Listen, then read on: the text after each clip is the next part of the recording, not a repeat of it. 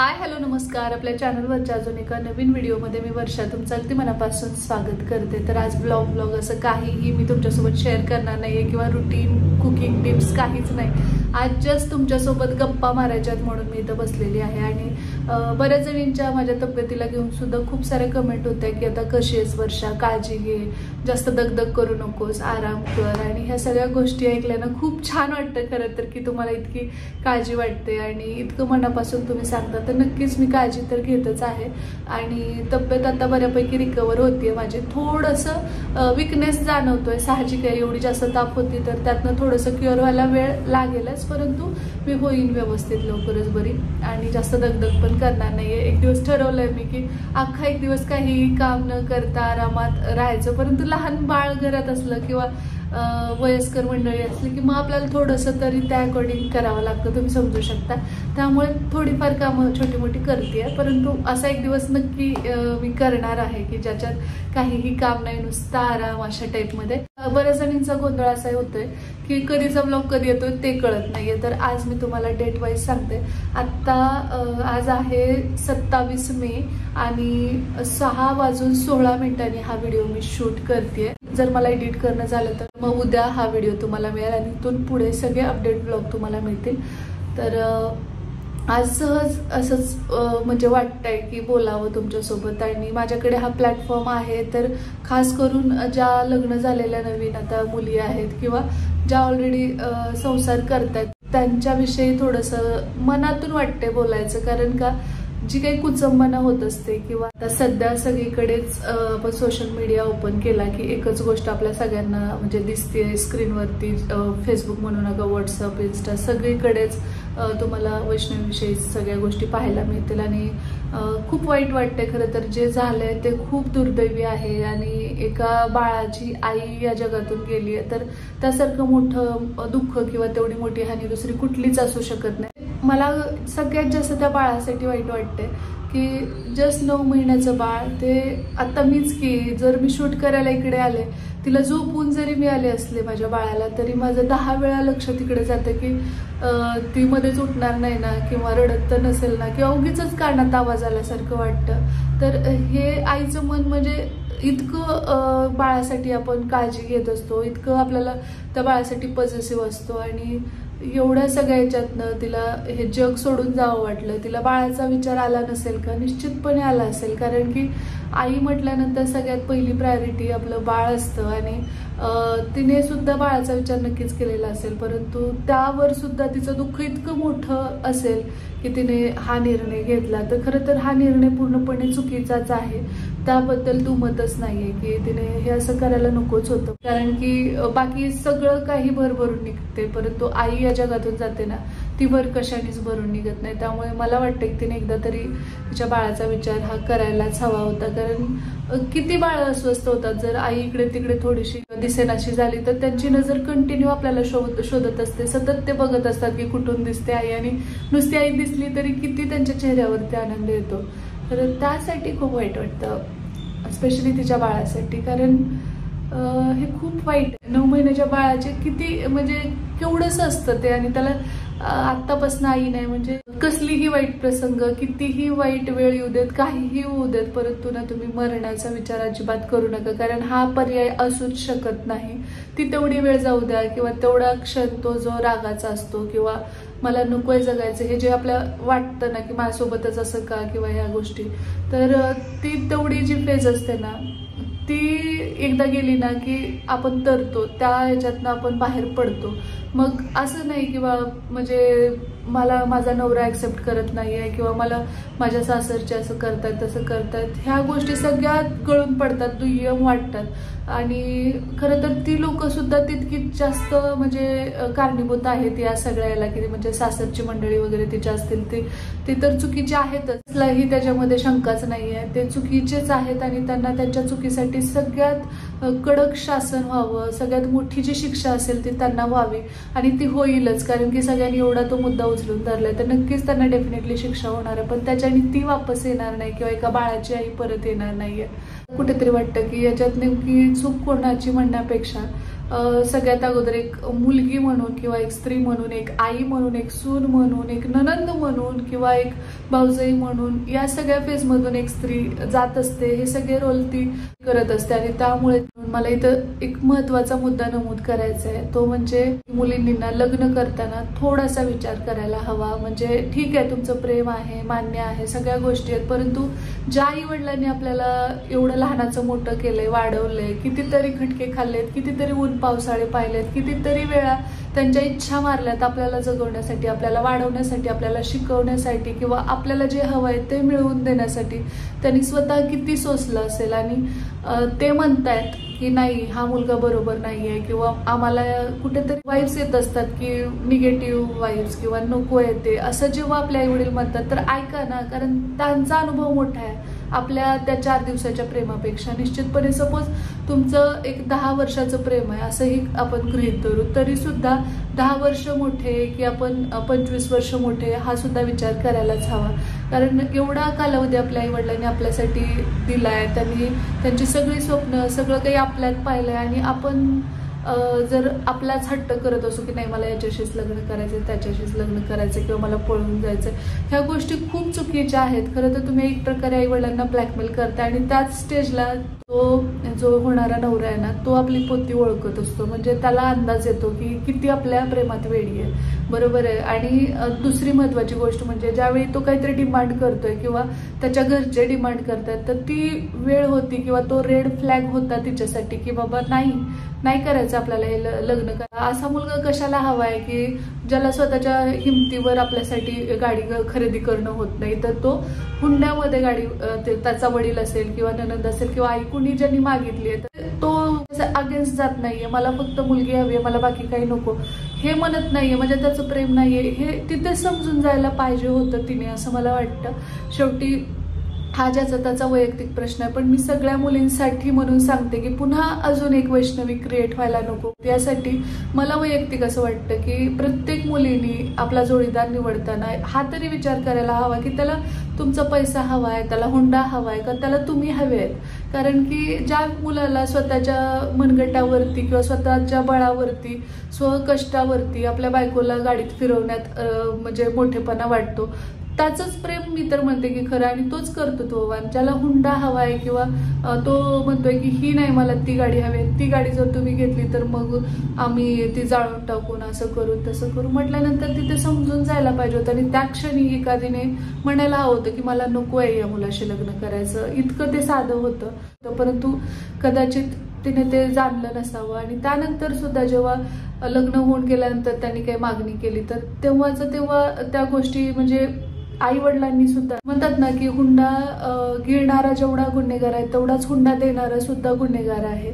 त्यामुळे ज्यांनी हुंडा मागितलाय तर त्यांना वेळीच जर म्हटलं असतं की आमच्याच्याने देणं होत नाही किंवा लग्नाच्या वेळेस जेव्हा त्यांनी सोनं, हुंडा, गाडी ह्या त्या गोष्टी मागायला सुरुवात केली तेव्हाच जर त्या मुलीने स्टँड घेतला असता की मला नाही करायचंय तर एवढ्या गोष्टी वाढल्या नसत्या आणि आज ती जिवंत असली असती. मेन म्हणजे कारण तिच्या आईने जे गमावलंय किंवा तिच्या वडिलांनी जे रक्ताचं पाणी करून एवढं सगळं कमवलेली आयुष्यभराची संपत्ती अशा लांडक्यांच्या घशात घालायची आणि ती घशात घालूनही आपली मुलगी आज जिवंत नाहीये. म्हणजे त्यांच्या तोंडाला रक्त लागलंय, त्यांना अजून हवंच आहे तर ते कधीच थांबणारं नव्हतं, बरोबर आहे.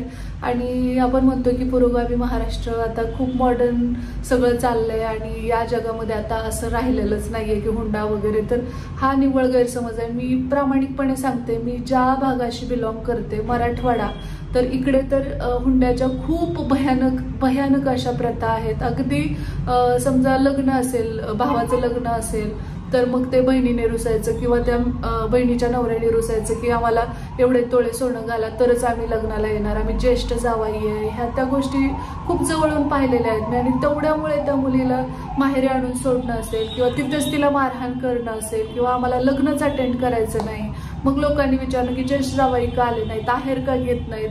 म्हणजे याला फक्त हुंडा घेणारा देणारा नव्हे तर समाज सुद्धा तेवढाच मोठा कारणीभूत आहे. कारण नाहीये ज्येष्ठ जावाई नाहीयेत लग्नाला तर लग्न लागणार नाही का, ते लागणारच आहे. परंतु तुम्हाला काय पडलीये की हा नाहीये तो नाहीये, इतके प्रश्न विचारतात लोक.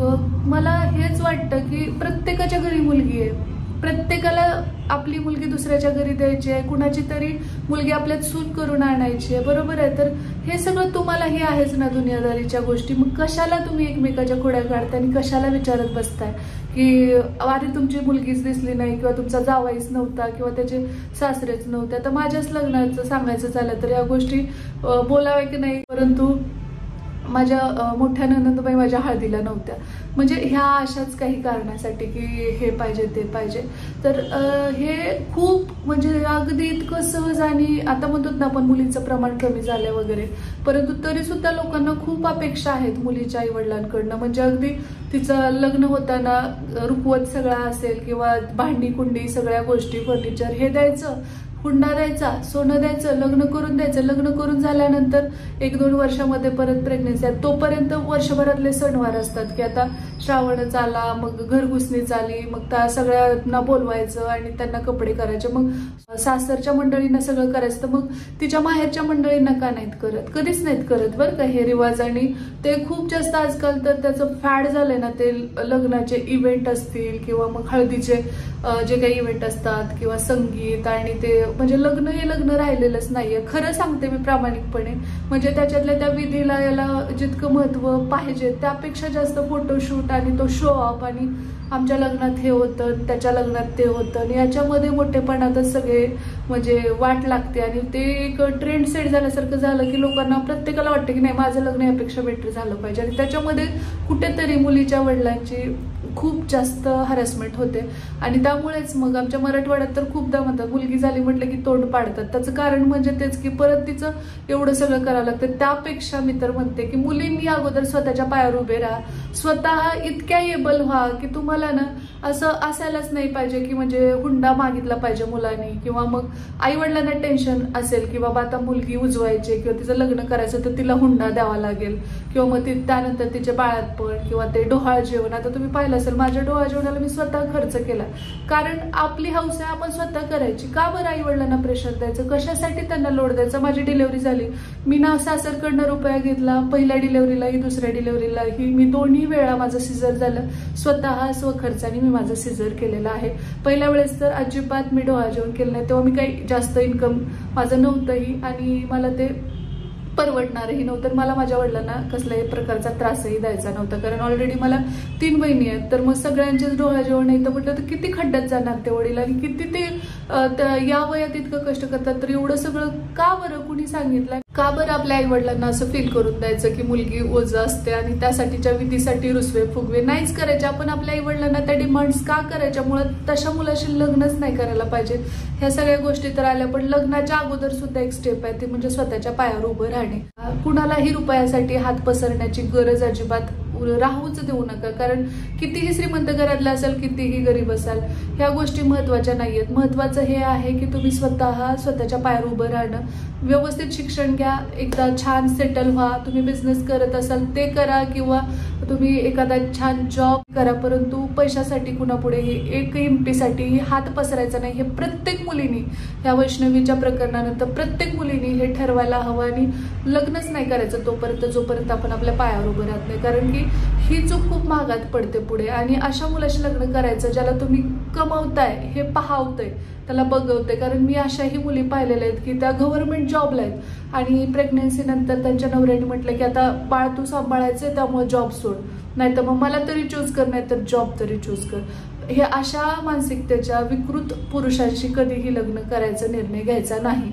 वेळ घ्या, तुम्ही तुमचा वेळ घ्या, परंतु ना लग्न करताना खूप व्यवस्थित, कारण की आपलं आयुष्य तिथे पूर्णपणे पालटतं. तिचं लग्न होताना खूप मोठा टर्निंग पॉइंट असतो तो, तिथे जर निर्णय चुकला ना तर खूप गोष्टी बदलतात. आता इथे कोण बरोबर कोण चुकीचं म्हणून काही ती वापस येणार नाही, परंतु पुन्हा होणाऱ्या आत्महत्या निश्चितपणे टाळल्या जाऊ शकतात. त्यामुळे ना बघा तुम्हाला पटतंय का. मला तरी वैयक्तिक वाटतं की एकतर कुठल्याही मुलीने अगोदर स्वतःच्या पायावर उभं राहायला हवं, त्यानंतरच लग्न करायला हवं आणि लग्नानंतर सुद्धा करिअर परस्यू करायला हवं, जेणेकरून आपण कुणावर अवलंबून राहत नाही. आणि ते अवलंबून राहणं आलं की मग खूप साऱ्या गोष्टी त्याला लागून येतात. आणि दुसरी गोष्ट म्हणजे लग्न करताना जेव्हा मुलगा काहीतरी डिमांड ठेवतो किंवा सासरकडची मंडळी काहीतरी मागतायत, तर त्यावेळी नाही म्हणायला शिका, कारण ती सुरुवात असते. त्यावेळी तुम्ही स्पष्टपणे नाही म्हटलात आणि तरीही त्यांनी लग्न केलं तर ते पुढे मागायचा विषयच येत नाही, कारण त्यांना कळून चुकतं. परंतु जेव्हा त्यांच्या तोंडाला रक्त लागतं ते वरचेवर मागत राहतात आणि आपण डिमांड पुरवत राहतो, तर त्यांच्या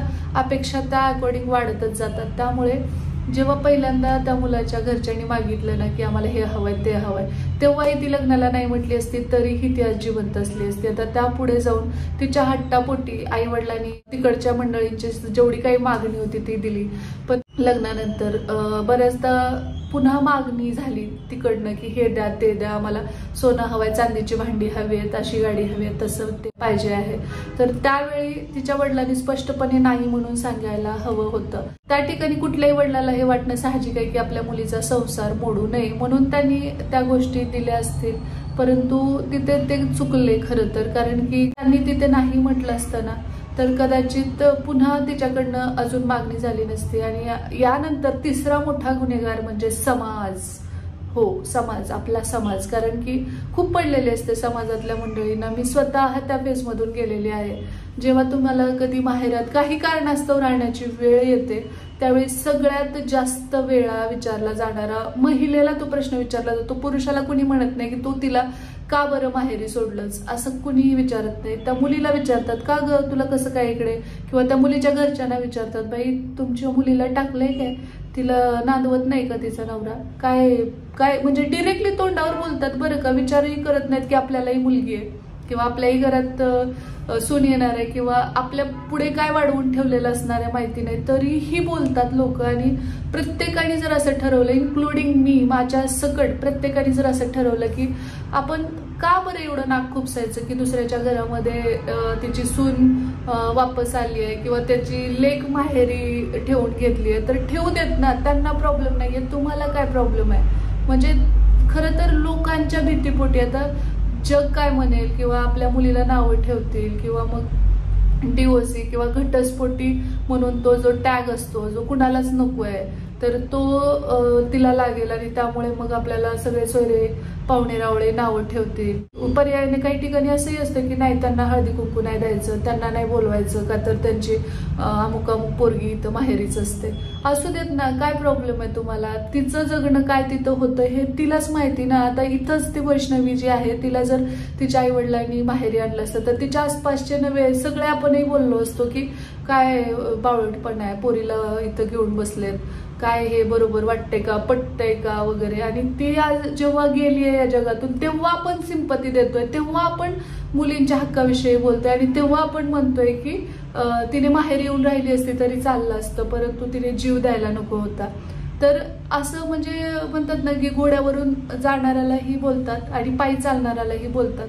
तर हे बोलणं पहिलं थांबलं पाहिजे समाजाचं, कारण कुणाला माहित नाहीये की एखादी व्यक्ती कुठल्या टोकाचा आणि एखादी मुलगी काय विचार करत असेल आणि ती तिच्या आयुष्यात काय भोगत असेल. समजा एखादीचा नवरा खूप दारू पितो, तिला मारतो, हे ती एखाद्या वेळी व्यवस्थित एक्सप्लेन करून सांगू शकते की असं मला माझ्या घरच्यांनी मारलं किंवा नवऱ्याने मारलं, सासू सासऱ्यांनी छळ केला, ह्या गोष्टी एक वेळ दिसून येतात किंवा त्या अंगावरचे व्रण वगैरे आपण आई वडिलांना दाखवू शकतो, आपल्या भावाला किंवा बहिणीला दाखवू शकतो. परंतु एक हा पण वर्ग आहे, या निमित्ताने मला हे खरंच मनातून सांगावं असं वाटतंय की मी खूप जवळून पाहिलेले की अशाही काही महिला आहेत, वेल एज्युकेटेड फॅमिलीमध्ये आहेत, खूप सुशिक्षित आहेत, श्रीमंत आहेत, सगळे म्हणजे बाहेर दाखवताना ते इतकं छान असतं, व्यवस्थित वागतात, नाकासमोर चालणार आहेत असं वाटतं. परंतु कुठेतरी त्यांच्या घरामध्ये त्यांची जी सून आहे त्याच्यावरती इतका अन्याय होत असतो. म्हणजे अगदी तो नवरा दारू पित नाही, परंतु दारू पिलेल्याच्या वरची त्या व्यक्तीला श्रीमंतीचा नशा असतो. काही पुरुषांना ते पुरुष आहे त्याचा सुद्धा गर्व असतो, मेल इगो म्हणतात ना, आणि त्याचा सुद्धा नशा असतो. ते खूप वेगळ्या आविर्भावात असतात की म्हणजे बायकोला पायाखालची चप्पल समजणं किंवा तिला सतत थुसडेपणाने बोलणं, तिला म्हणजे असं फील करून देणं की मी म्हणजे काहीतरी समथिंग स्पेशल आहे आणि तू माझ्या घरात आल्यास तर तुझं काय नाही. किंवा खूप खूप महिने कितीतरी वर्ष ते आई वडिलांना भेटू देत नाहीत. फोनवरती सुद्धा बोलायचं झालं तर माझ्याच फोनवरनं तू बोल आणि तिच्याकडे फोनच नाही. अशाही खूप साऱ्या महिला जीवन जगत आहेत आणि ही फॅक्ट आहे. हे पण मी पाहिलंय की आप घर का बाप घर असं म्हणणारे काही जण जेव्हा एखादी मुलगी माहेरी येते ना तेव्हा बापघर आहे म्हणून आली असं नाहीत म्हणत, तर ते तिथे नावं ठेवत बसतात की बाई काय पटतं हिला, कशाला इकडे आली, अहो ही चांगलीच वागत नसेल बघा, हिचं काहीतरी असेलच बाहेर, किंवा हिनं चोरी बिरी केली असेल, किंवा मग ही नवऱ्याशी काय व्यवस्थित एकनिष्ठ नसेल म्हणून हिला आणून इथं घालवली आहे. म्हणजे पुन्हा तिच्या आई वडिलांच्या संस्कारावर बोट उचललं जातं. परंतु कुणी असं म्हणत नाही की तिला तिथं खूप मारहाण होती, हो तिला खूपच त्रास होता, तिचा नवरा तिच्याशी प्रामाणिक नव्हता, असं म्हणणारे खूप कमी बघितलेत मी. इव्हन माझे व्लॉग आहेत, मी आता तुम्हाला क्लिअर कट सांगते, बरेच जणाला ते वाईटही वाटू शकतं. परंतु आता सपोज मी जर माहेरी गेले, मग माझ्यात काही कारण असतो की डिलेव्हरी निमित्त किंवा माझी इथं काळजी घ्यायला कोणी नव्हतं म्हणून सपोज मी माझ्या आईच्या घरी गेले, तरीही मला अशाही कमेंट आल्या की किती दिवस तू राहणार आहेस, आणि इथं राहायला कुणी नव्हतं. म्हणजे माझे मिस्टर तेव्हा मुंबईला होते आणि त्यांचा बंदोबस्त होता, 3 महिन्याच्या वरती तो बंदोबस्त चालला, आणि त्यामुळे मग 1 महिना मला, म्हणजे मी 3ऱ्या महिन्यात येणार होते पण 4 महिने मी तिथं राहिले. 4थ्या महिन्यात मला कमेंटचा पाऊस पडत होता, कमेंटचा पाऊस लिटरली, की अगं किती दिवस राहणार आहेस, कधी जाणार आहेस तू सासरी. म्हणजे तुम्हाला प्रॉब्लेम, आता हे माझ्या बाबतीत सांगत नाही मी, असं सगळ्याच महिलांना बोललं जातं की एखादा महिना जरी ती एक्स्ट्रा राहिली तर तिला असं फील करून देतात की तिने काहीतरी गुन्हा केलाय, काहीतरी मोठं पाप केलंय, किंवा आता काय ही एखादा महिना राहिली म्हणजे काय माहेरी पडूनच असते.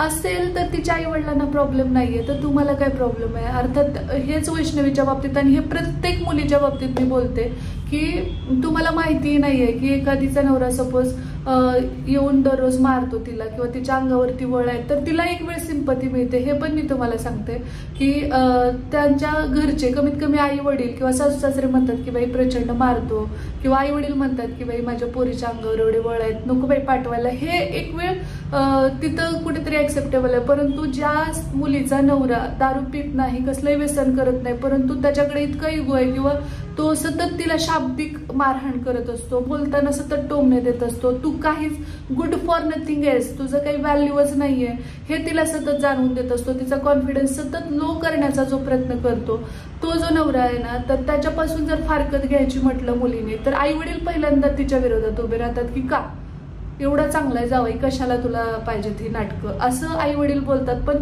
तिचं दुःख तिलाच माहिती असतं की तो तिला कसं वागवतोय, किंवा प्रत्यक्ष मारलेलं एक वेळ दाखवता येतं, परंतु सतत सतत मानसिक हॅरॅसमेंट किंवा डिप्रेशनकडे त्या व्यक्तीला घेऊन जाणं, सतत तिला एकटं आणि एकाकी पाडणं, हा सुद्धा एक प्रकारचा गुन्हा आहे. परंतु त्यासाठी तिला सिंपतीही मिळत नाही, हे दुर्दैव आहे. आणि याच्यातून सुद्धा कितीतरी मुली आत्महत्या करतात, आणि हे मी पाहिलंय माझ्या जवळच्या मैत्रिणींच्या बाबतीत वगैरे. सो मला एवढंच म्हणायचं या सगळ्याच्या निमित्ताने, एखादी मुलगी जर माहेरी येते, एखाद्या मुलीला जर नाही तिच्या नवऱ्यासोबत राहायचंय किंवा काही त्रास आहे तिला असं ती म्हणतीये, तर तुम्ही प्लीज तिला विचारू नका की का आलीस तू माहेरी. तिचाही तितकाच हक्क आहे माहेरमध्ये, आणि आपणच म्हणतो आपघर का बापघर, एक तर नवऱ्याचं किंवा बापाचं. आणि अजून ही एक कॉन्सेप्ट बरं का, म्हणजे दुसरा एक पक्ष हा पण आहे की मुलीला घरच नसतं असंही म्हणतात. तर मी तरी असं म्हणेन की मुलींनी ना असं इतकं एबलपणा, इतकं कष्ट करा, एवढं स्वतःच्या पायावर उभं राहा आणि मग लग्न करा की तुमचं स्वतःचं घर तुम्ही घेऊ शकाल. म्हणजे ना बापाच्या घरी जायची गरज आहे, ना नवऱ्याच्या घरी भीक मागत तिथंच त्याच्या पाया पडत मला नांदवा किंवा म्हणायची गरज आहे. खरंच सांगते, काही जणींना हे बोलणं खूप हार्श वाटू शकतं, परंतु जर तुम्हाला वाटतंय की तुमची मुलगी जिवंत राहावी, तर मला वैयक्तिक वाटतं की तुम्ही तिच्या पाठीशी आई वडील म्हणून खंबीर उभं राहणं गरजेचं आहे. भलेही तिचा भाऊ अगेन्स्ट असेल की नाही तिला माहेरात नाही ठेवायचं, किंवा भाऊजाई अगेन्स्ट असेल, तरी तुम्हाला वाटतंय तुमची मुलगी जिवंत राहावी, तर हुंडा देण्यापेक्षा किंवा सतत ते पैसे पुरवण्यापेक्षा, सतत त्या सासरच्या लोकांच्या डिमांड पूर्ण करण्यापेक्षा, तुमच्या मुलीला तिथं मोलकरीण म्हणून पाठवण्यापेक्षा बेस्ट आहे की तुम्ही तिला तुमच्या जवळ आयुष्यभर सांभाळा, किंवा ती तुम्हाला तिच्या जवळ आयुष्यभर सांभाळेल. परंतु मुलींनी एवढे सक्षम व्हा की त्यांनी स्वतःचं घर घेऊ शकतील. म्हणजे आपल्याला ना नवऱ्याच्या पाया पडायचंय ना की मला ठेवून घ्या म्हणून. कारण ही गोष्ट मुलींना जास्त का खाते माहिती का, आई वडील नावं ठेवतात म्हणून नाही, किंवा नवऱ्याच्या घरचे नावं ठेवतात म्हणून नाही, समाज खूप नावं ठेवतो. जर तिला 1-2 बहिणी असतील लहान, तर त्यांचे लग्न होताना प्रॉब्लेम येतात. म्हणून कितीतरी मुली निमूटपणे हा सगळा त्रास सहन करतात. दररोजची मारहाण असेल, बोलणं असेल, अपमान असेल, कितीही काम करून, किती छान स्वयंपाक बनवून, आज मीठच नव्हतं भाजीला अशीच भाजी झाली, कितीही छान वागून, बळच सगळ्यांशी आपण बोलून थकून जातात. प्रचंड थकवा घेऊन त्या जगत असतात, एक मोठं डोक्यावरती ओझ्याचं गाठोड घेऊन त्या जगत असतात की एक आदर्श मुलगी व्हायचंय, आदर्श सून व्हायचंय, आदर्श आई व्हायचंय. आणि या सगळ्यामध्ये ना एक वेळ अशी असते की तिलाही जीव आहे, तिलाही डिप्रेशन येतं आणि तिलाही त्रास होतो. तर ह्या गोष्टीचा सुद्धा विचार कुठेतरी झाला पाहिजे आणि समाज म्हणून आपण नावं ठेवणं बंद करायला हवं. मी म्हणते इन्क्लुडिंग मी सुद्धा माझ्या शेजारी जर एखादी मुलगी लग्न झालंय आणि तिला आणून घालवलंय, तिला 1-2 मुलं आहेत, नाही आहेत, काही असेल, परंतु ती आली आहे ना माहेरी, ती राहिली आहे 4 दिवस, वर्षभर, 2 वर्ष, 10 वर्ष, आयुष्यभर राहू दे, ती तिचं बघेल. तुम्हाला काय पडलीये हा मुद्दा तुम्ही स्वतःला घ्या आणि एकदा हे पण विचारा की ही वेळ जर माझ्या मुलीवर आली तर मी काय बोलेन. असा जर विचार केला ना प्रत्येकीने किंवा प्रत्येक पुरुषाने, जास्त तर महिलाला खेचतात आणि त्यामुळेच मुली मरण पावतात. कारण की डिप्रेशन एवढं वाईट असतं, काही जणी माहेरात येऊन सुद्धा आत्महत्या करतात कारण का बोलणी सहन होत नाहीत. इतकी लोक बोलतात, भाऊकीतले बोलतात, शेजार पाजारचे बोलतात, त्यांना असं वाटतं की म्हणजे आता इथं काही बोला चालतंय का तर हिला टाकले. तर असं प्लीज करू नका. ज्या त्या व्यक्तीला माहितीये ती कोणत्या दुःखातून चालली आहे. त्यामुळे मला या सगळ्याच्या निमित्ताने अतिशय महत्वाचे पॉइंट सांगायचे ते म्हणजे मुलींनी एकतर स्वतःच्या पायावर उभं राहायचंय आणि त्यानंतरच लग्न करायचंय. दुसरी गोष्ट ती म्हणजे लग्नामध्ये जो मुलगा हुंडा मागतोय त्याच्याशी अजिबात लग्न करायचंच नाहीये. आपण अविवाहित राहिलो तरी चालेल, परंतु तशा हवरट माणसांशी कधीच लग्न करायचं नाही. तिसरी गोष्ट, हुंडा आपले आई वडील स्वइच्छेने आनंदाने जरी देत असतील तरी अजिबात तो देऊच द्यायचा नाही.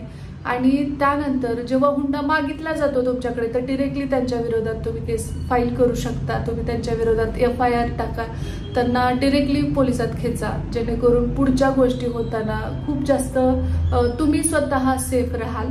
आणि त्यानंतरचा मुद्दा आहे तो म्हणजे समाज म्हणून आपलं काहीतरी देणं लागतं आणि समाज म्हणून आपण मुलींना नावं ठेवत सतत त्यांचा अपमान करत, कुणी आल्या माहेरी तर त्यांना बोलण्यापेक्षा ना त्यांचं त्यांना जगू द्या. नका तुम्ही सतत इरिटेट करत जाऊ आणि सतत विचारत जाऊ की किती दिवस राहणार आहेस आणि इथंच पडून असणारच का आणि आता पुढे तुझं काय आणि कसं होईल बाई, नवऱ्याने टाकली तर तुझं आयुष्य लयच अवघड आहे. हे असलं बोलण्यापेक्षा ना तुम्ही तिच्यावरती सोडा. तिचे आई वडील सक्षम आहेत, ती स्वतः सक्षम आहे, तर तुम्हाला काय प्रॉब्लेम आहे. हा एक मुद्दा लक्षात ठेवा. आणि कृपया एकच विनंती आहे की मुलींनी सुद्धा किती जरी डिप्रेशन आलं, किती जरी त्रास वाटला, कितीही तुमच्यावरती अन्याय होत असेल, तुम्ही डिरेक्टली आपल्याकडे तशी व्यवस्था आहे की तुम्ही पोलिसांमध्ये जाऊन तक्रार द्या किंवा तुमच्या आई वडिलांकडे या किंवा एखादी जवळची मैत्रीण आहे तिच्याकडे जा. लोक नावं ठेवतील पण तुम्ही जिवंत असाल हे महत्वाचं आहे. लोकांचं काय सगळ्याच बाजूने बोलतात, त्यामुळे तुम्हाला माहितीये तुम्ही योग्य आहात, बस. आपल्याला कुणालाही एक्सप्लेनेशन देण्याची गरज नाहीये. त्यामुळे ना फक्त आपल्या मुलाबाळासाठी तरी आपण जिवंत असायला हवं असा तरी विचार करा आणि अशी पावलं कृपया उचलू नका. कारण आयुष्य खूप सुंदर आहे, पुढे खूप काही चांगलं तुमच्यासाठी देवानी वाढून ठेवलेलं असेल. आता जी वाईट फेज आहे ती जाईल एक दिवस आणि चांगले दिवसही येतील असा विचार करा आणि कष्ट करण्याची तयारी ठेवा. आणि यापुढे अशा केसेस आपल्या महाराष्ट्रातच नव्हे तर अखंड भारतात कधीच होऊ नये त्यासाठी समाज म्हणून आपलं सुद्धा काहीतरी देणं लागतं. आणि आपण सुद्धा एक काय म्हणतात की कुणालाही वाईट न म्हणता किंवा कुणाच्याही आयुष्यात कामापेक्षा जास्त नाकणं खूप असतात, आपलं योगदान द्यावं एवढंच मला वाटतं. आणि अशा ज्या मुली आहेत ज्यांच्यावरती ती इच्छा कुणाचीच नसते माहेरात राहण्याची किंवा कुठल्याच माहेरच्या व्यक्तीला वाटत नसते की आपल्या मुलीचा संसार तुटावा, पण ती जर वेळच आली कुणावरती तर प्लीज त्यांना बोलून अशा सुयांची टोचणी देऊ नका, शाब्दिक टोचणी देऊ नका. एवढंच. तर माझ्याकडे हा प्लॅटफॉर्म होता म्हणून एवढं मला या निमित्ताने बोलायचं होतं. खूप गोष्टी आहेत, खूप जणींची गळचेपी होते, खूप काही जणींना व्यक्त व्हायचं असतं पण होता येत नाही आणि मी ते खूप चांगल्या पद्धतीने एक मुलगी म्हणून समजू शकते. सो कुठल्याही गोष्टीवरती कितीही वाईट सिच्युएशन असेल त्याच्यावरती आत्महत्या हा पर्याय नाहीये.